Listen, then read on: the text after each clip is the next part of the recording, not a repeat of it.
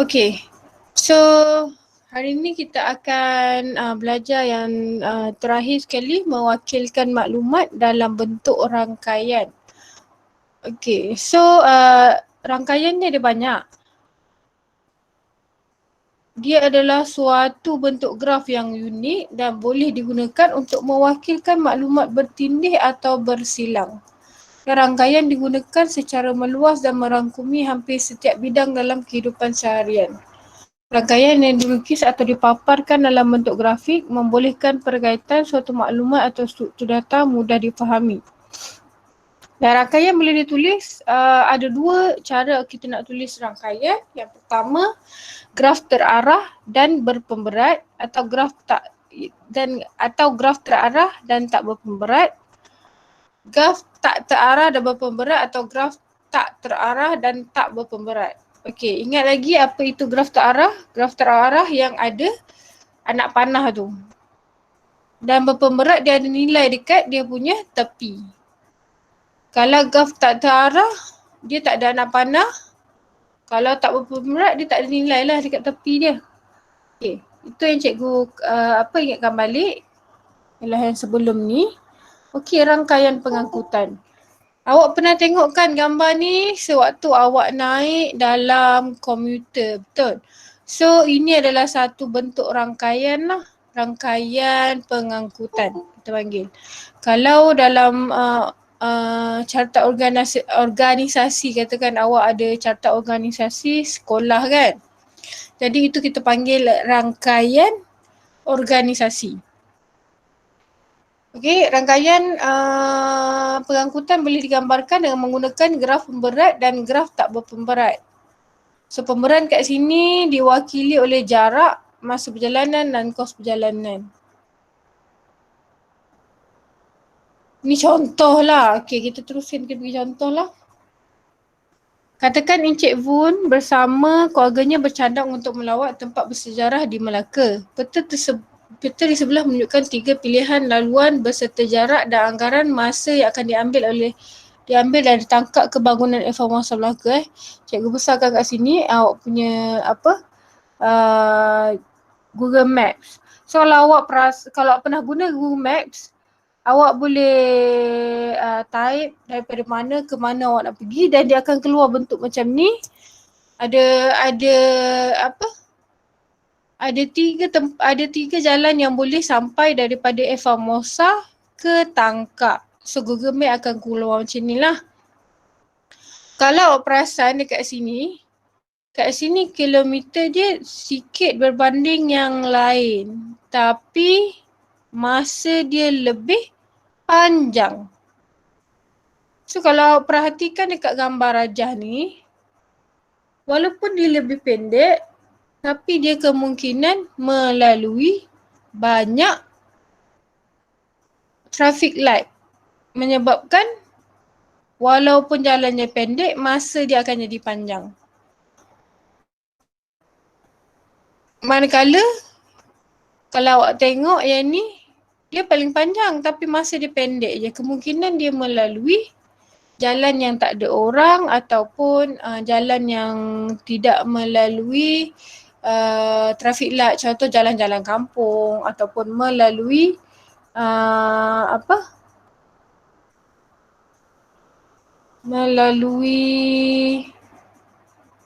highway.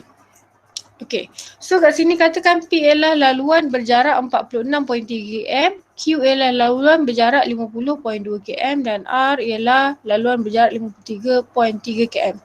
Pada pandangan anda, mengapakah laluan P mengambil jangka masa yang lebih panjang berbanding laluan lain walaupun jarak laluan pilihan P adalah yang terpendek? So penyelesaian dia awak boleh jawab lah, ikut awak fikir apa. So tak semestinya awak kena cakap dalam bentuk, awak kena selesaikan masalah matematik tu dalam bentuk nombor. Awak boleh jawab sebab dia kata kat sini, apa pandangan anda. So awak boleh bagi pandangan awak lah.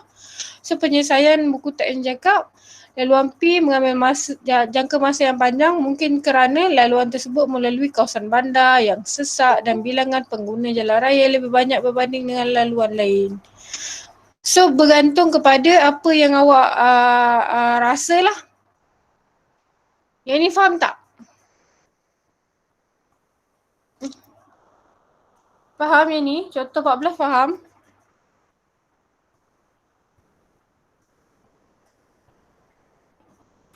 Faham cikgu? Faham Okay, cikgu teruskan. Rangkaian sosial. Rangkaian sosial merupakan salah satu rangkaian yang semakin popular terutama dalam kalangan remaja, orang dewasa yang bekerja. Rangkaian sosial digunakan untuk peluang pekerjaan, peluang perniagaan, bersosial, kekeluargaan, pendidikan, media sosial, hubungan dan masyarakat di seluruh dunia dan sebagainya. Contoh rangkaian sosial ni, awak buka Facebook kan? Kat Facebook kan kalau kita tengok friend, dekat friend, bahagian friend kalau awak tekan kat Facebook, kat sini friend ni ada tulis mutual friend. Siapa mutual friends awak? Dengan kawan yang awak buka tu. So itu adalah salah satu rangkaian sosial lah.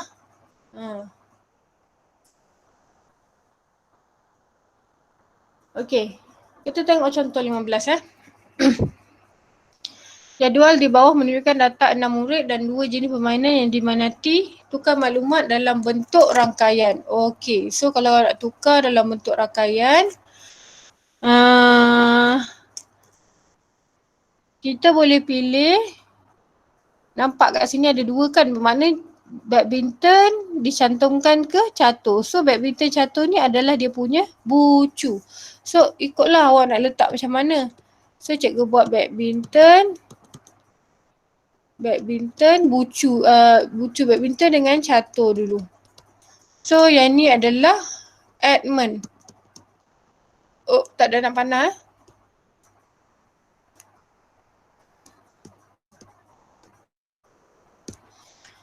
Lepas tu cikgu sambungkan catur ni. Sebab dekat sini pun ada catur, so cikgu sambungkan catur ke bola sepak.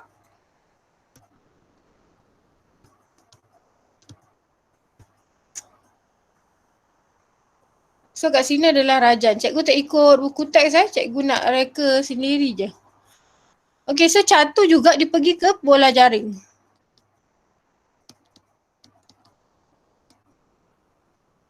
So siapa catur pergi ke bola jaring? Aina.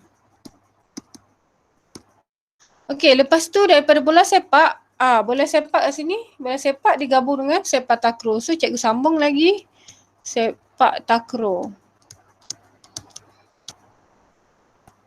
Sepak takraw saya kat sini Azwan. Okay.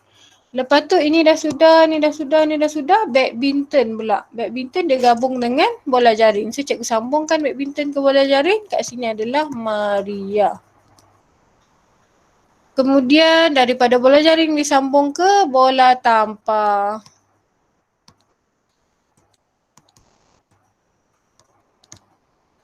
So ini adalah Jenny.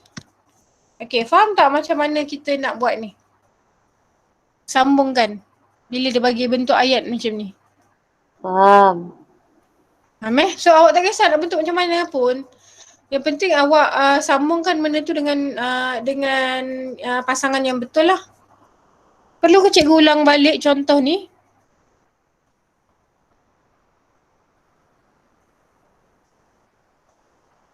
Okay, kalau tak perlu cikgu teruskan Okay, sekarang cikgu nak panggil, tadi Ayudin baca doa. So cikgu nak panggil Ifah untuk buat soalan praktis kendiri 5.1 ni.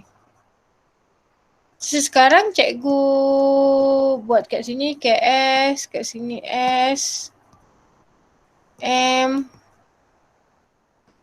lepas tu kat sini T, kat sini K, bawah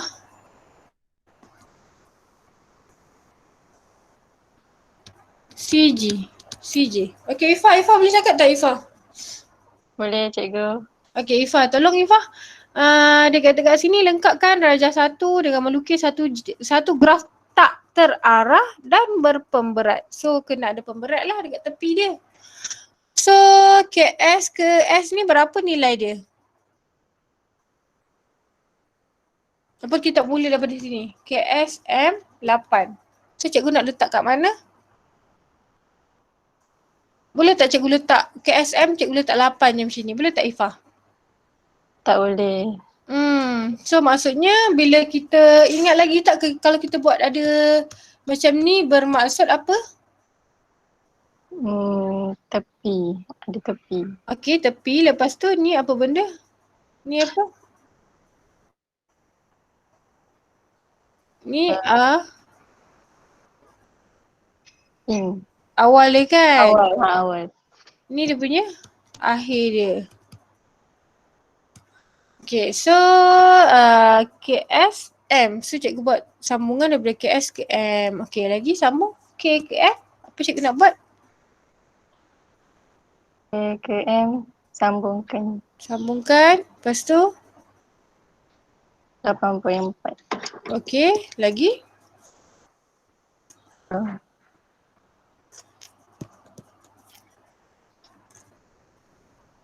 Lagi? Sambung? Lepas tu K ke T 5.2. Okay, lepas tu?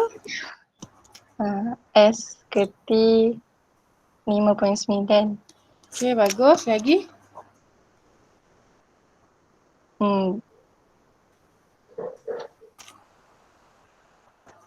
Nampak tak? Tak nampak?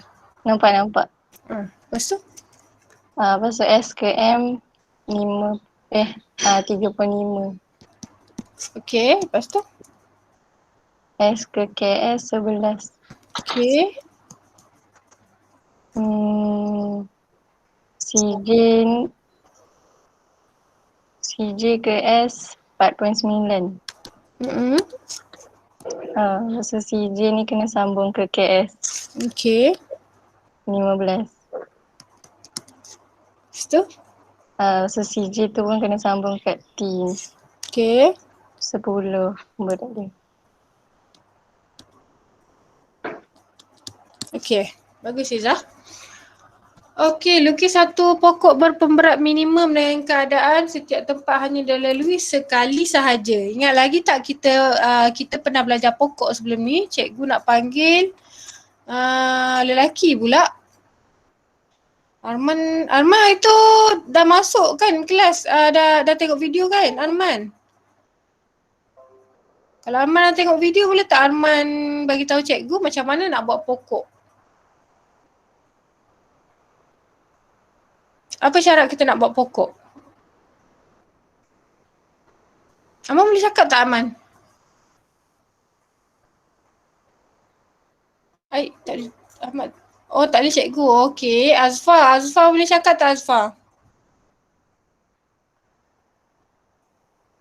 Noh lah, Noh mesti boleh cakap. Cikgu pernah dengar Noh cakap. Okey Noh. Salah tak apa Noh. Okey Noh. Macam mana? Ingat lagi tak macam mana kita nak buat pokok?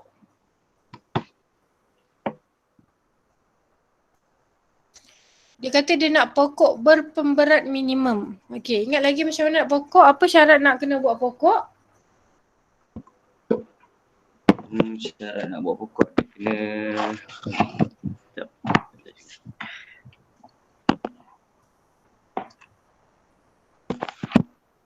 dia kena satu jalan. Dia ada satu jalan, betul? Okey, jadi satu jalan. Lagi? Semua bucu dikaitkan dengan satu cara. Betul. So macam mana cikgu nak buat pokok sekarang ni? Yang berpemberat minimum Okey, cuba tengok jalan mana yang minimum jalan dia.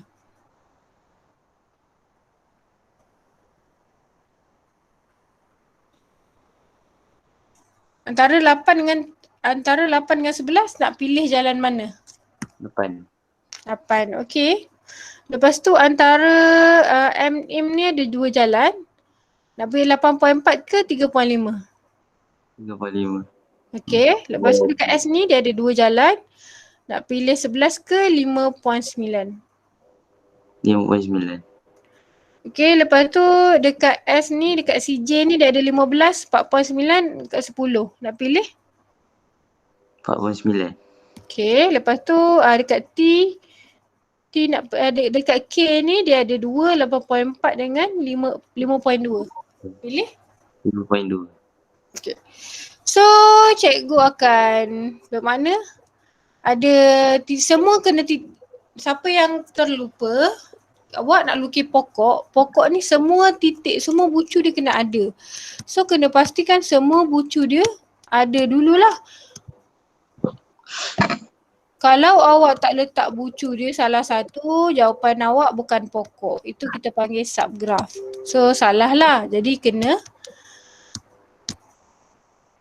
tadi macam siapa Noh cakap syarat dia mesti ada satu jalan je. Dia tak boleh ada pelbagai cara jalan dia. Contoh KS nak pergi KM. Dia ada 2 cara macam mana nak pergi KM ni. Sama ada KS ke M ataupun KS pergi S pergi ke M. So jalan tu tak boleh tertutup. Dia mesti satu jalan sahaja. Itu dinamakan pokok. Faham? Ingat lagi tak?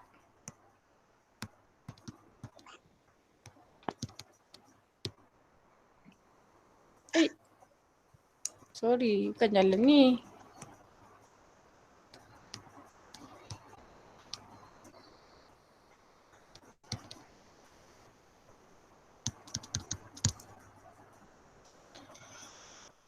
Okay, faham tak? Faham. Yang lain ada soalan nak tanya?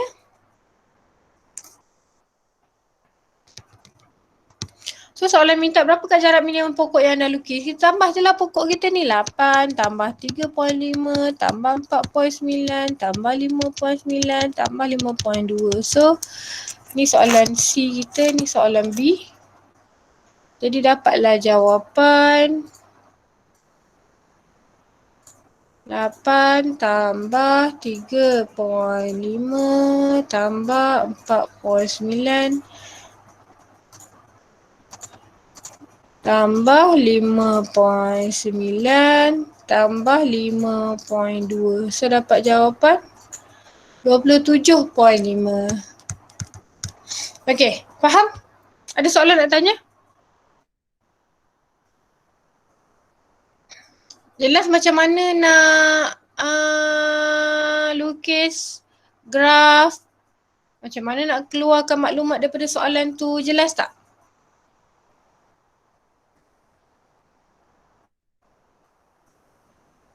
Ada orang tak dalam kelas cikgu ni? Jelas. Jelas Ada soalan nak tanya? Kalau tak ada, cikgu teruskan lagi. Bagaimanakah anda menyelesaikan masalah yang melibatkan rangkaian? So berdasarkan jadual di atas, tentukan jenis pengangkutan yang harus dipilih dalam situasi yang diberikan di bawah. Berikan justifikasi anda.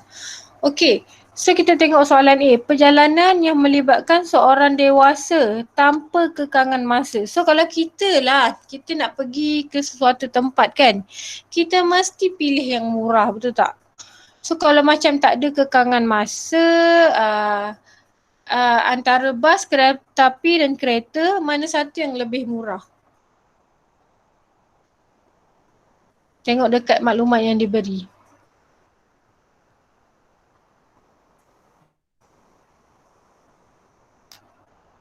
Oh nak kena sebut nama juga Aina, tolong jawab Aina. Aina Safiah. Kereta api cikgu. Kereta api. Okey, kalau awak nak naik kereta api, awak nak ada kemudahan tempat tidur ke tanpa kemudahan tempat tidur? Kalau 17 jam, Tak dengar Aina. kalau 17 jam mungkin tempat tidur. Betul. So jadi jawapan awak nak menggunakan Kereta api dengan kemudahan tempat tidur. Lepas tu dengan kemudahan tempat tidur. tempat tidur. Kenapa? Kan dia suruh kan beri justifikasi kenapa. Kerana perjalanan Tak dengar Aina, boleh kuat sikit tak? Sebab perjalanan tu 17 jam. Kerana perjalanan yang lama lah kan. Yang lama. Dan itu kalau awak pilih tempat tidur tu, kenapa awak gunakan kereta api tu? Kenapa alasan guna kereta api? Sebab harga paling murah. Kerana perjalanan yang lama dan harga yang murah. Okey, B. Okey, yang kedua cikgu nak tanya Ainuddin. Ainuddin, perjalanan menyebabkan seorang dewasa dengan kekangan masa. Awak akan pilih yang mana satu? Saya pilih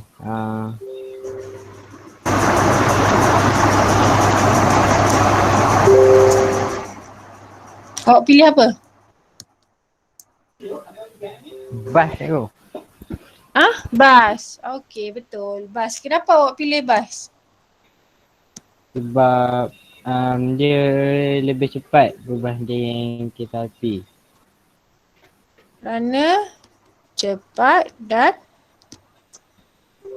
Jimat. cepat dan jimat. Okey. So C.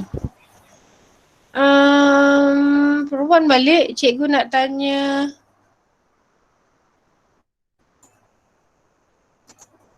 Aina Balkis. Cikgu. Okey, apa jawapan awak Aina Balkis? C tu, perjalanan yang melibatkan 2 orang dewasa dan 2 orang kanak-kanak.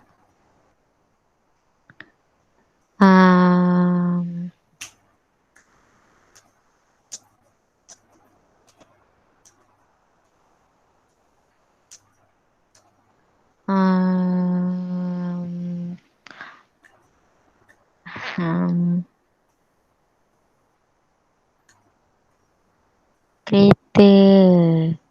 Betul, kereta. Kenapa nak guna kereta? Sebab dia untuk sebuah dia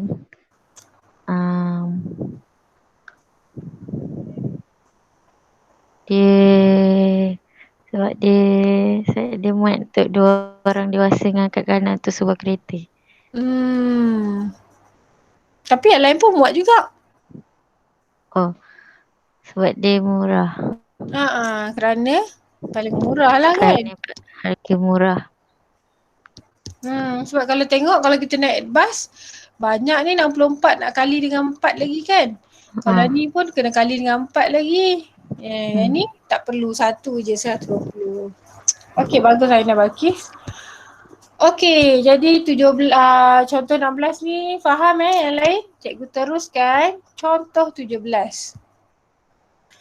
Peta di atas menunjukkan laluan penerbangan domestik oleh sebuah syarikat swasta di Malaysia.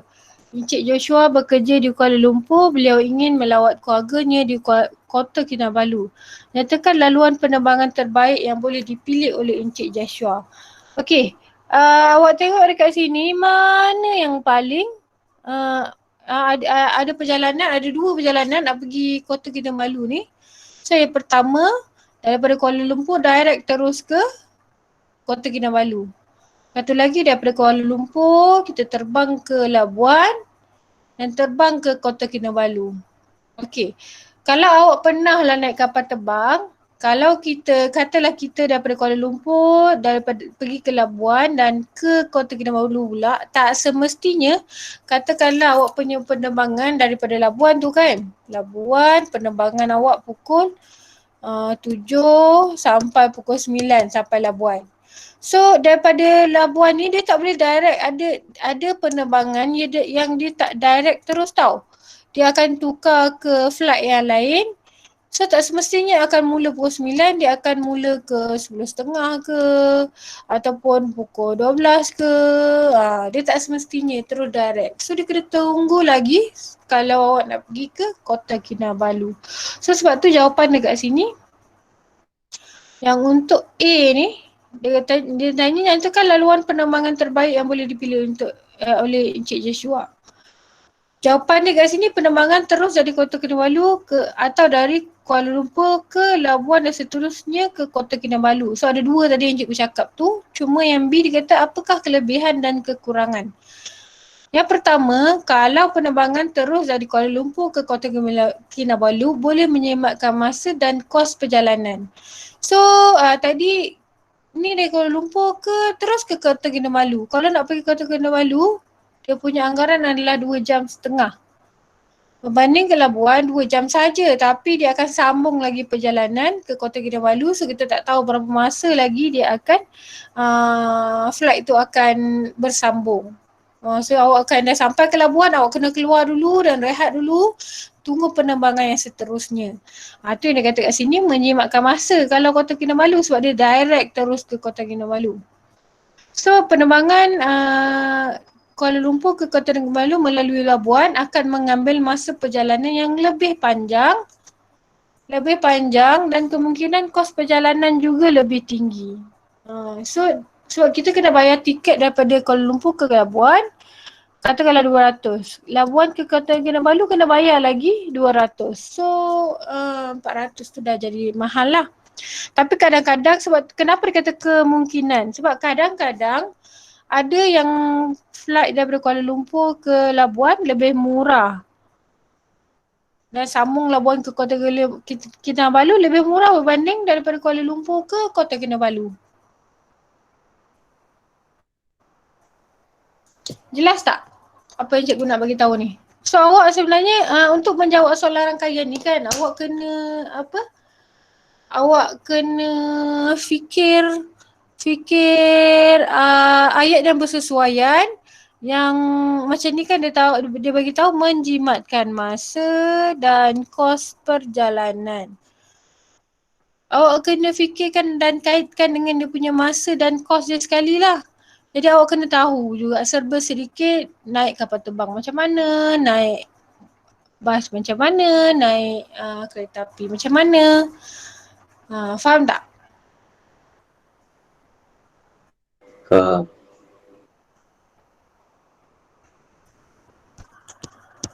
Okay, so kita dah habis lah. Memang kita dah betul-betul habis 45 ni.